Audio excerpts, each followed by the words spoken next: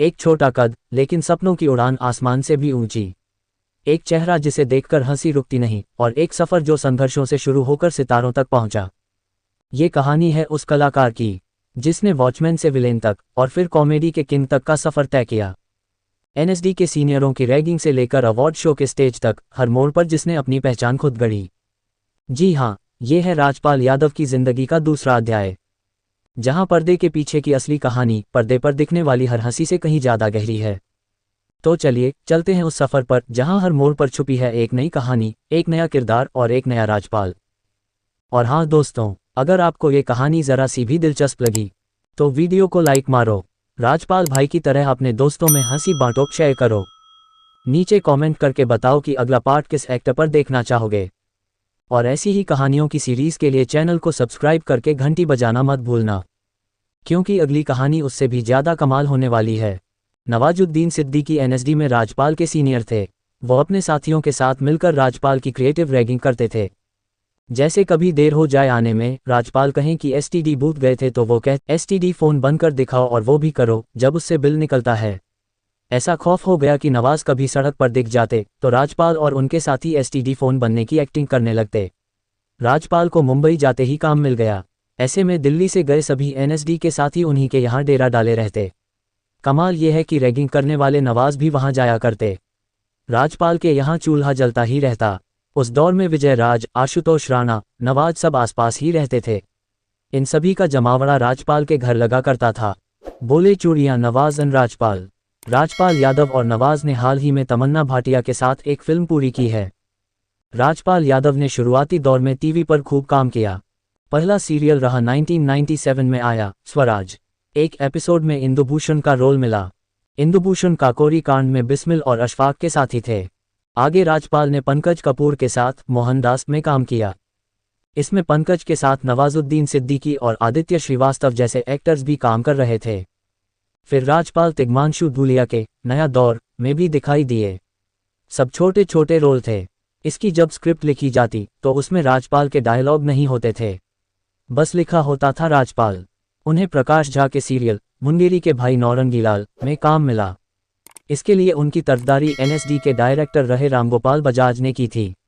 दरअसल प्रकाश झा कोई ऐसा एक्टर चाहते थे जो मुंगेरीलाल के तौर पर रघुबीर यादव के निभाए किरदार को मैच कर सके।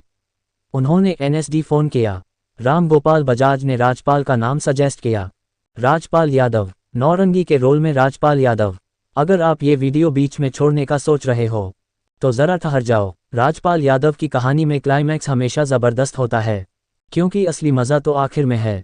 और अगर ये कहानी दिल को छू जाए तो लाइक ठोको, दोस्तों के साथ हंसी शेयर करो। नीचे कमेंट करके बताओ कि कौन सा एक्टर अगला हो, और सब्सक्राइब करके घंटी जरूर बजाओ, क्योंकि अगली कहानी उससे भी ज़्यादा तगड़ी होने वाली है। अगले 1.5-2 साल तक राजपाल 5 से 6 टीवी शोज़ में छोटे बड़े रोल्स में दिखाई दिए, मगर उन्हें मज़ा नहीं आ रहा था। वो ये करने मुंबई नहीं आए थे, उन्हें फिल्मों में काम करना था। इसी आइडिया के साथ राजपाल ने टीवी करना बंद कर दिया। 1999 में प्रकाश झा अजय देवगन, काजोल और महिमा चौधरी को लेकर दिल क्या करे नाम की फिल्म बना रहे थे। इस फिल्म को अजय के पिता वीर देवगन ने प्रोड्यूस किया था। ये वही फिल्म थी जिसकी शूटिंग के दौरान महिमा चौधरी का भयंकर एक्सीडेंट हुआ। शूटिंग के लिए जा रही महिमा की कार को एक ट्रक ने टक्कर मार दी थी। इस एक्सीडेंट में महिमा के चेहरे में शीशे के 67 टुकड़े चुभ गए थे, जो डॉक्टरों ने निकाले।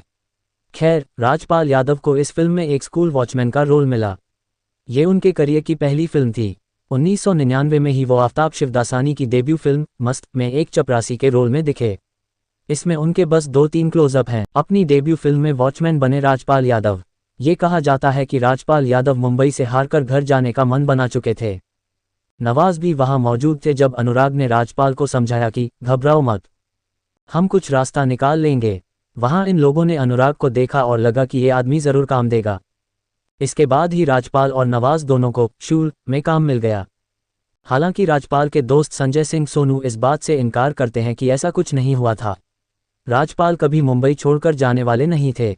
वो कहते हैं वो तो हमेशा से यहीं रहना चाहता था। उसे काम भी खूब मिलने लगा था। राजपाल को कभी पैसे की तंगी नहीं थी। तंगी रही भी तो उसने सबकी खूब मदद की।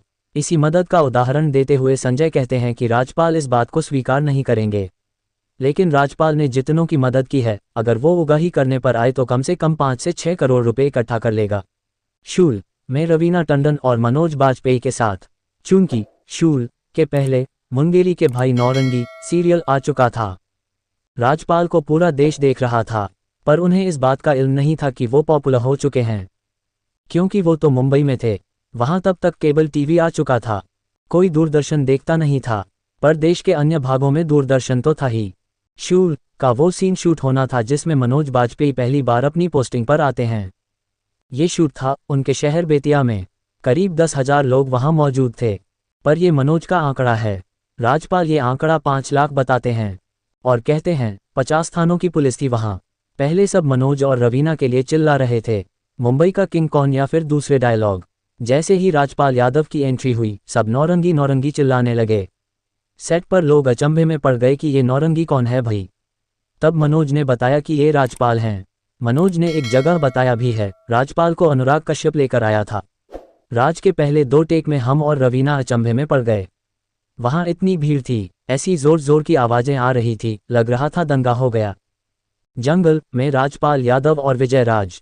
आज वो राजपाल जिसने कभी एनएसडी के सीनियरों से रैगिंग झेली, जिसे लगता था कि जंगल जैसी फिल्म में उसके लायक कुछ नहीं होगा, जिसने मुंबई की गलियों में हर दिन एक नई जंग लड़ी, वो आज हर कॉमेडी सीन में जान डाल देता है। वो हंसाता है, मगर उसके पीछे की कहानी आंखें नम कर देती है, क्योंकि ये सिर्फ एक एक्टर की नहीं, बल्कि हर उस इंसान की कहानी है जो छोटे शहर से आता है बड़े सपने लेकर। तो अगली बार जब आप राजपाल यादव को स्क्रीन पर देखें और हंसें, तो याद रखना, उस हंसी के पीछे एक समंदर छुपा है, संघर्षों का, सपनों का और सच्ची मेहनत का। और दोस्त, अगर तुम्हें भी लगता है कि तुम्हारा वक्त नहीं आया, तो याद रखो, राजपाल यादव भी कभी वॉचमैन बना था, मगर वक्त बदला और पूरी इंडस्ट्री ने उसे सलाम किया। कहानी अभी बाकी है मेरे दोस्त, क्योंकि असली स्टार वही होता है जो अंधेरे से चमक लेकर निकलता है। वीडियो को लाइक, सब्सक्राइब और शेयर करना मत भूले। मिलते हैं अगले वीडियो में, तब तक के लिए जय हिंद, जय भारत, जय सिनेमा।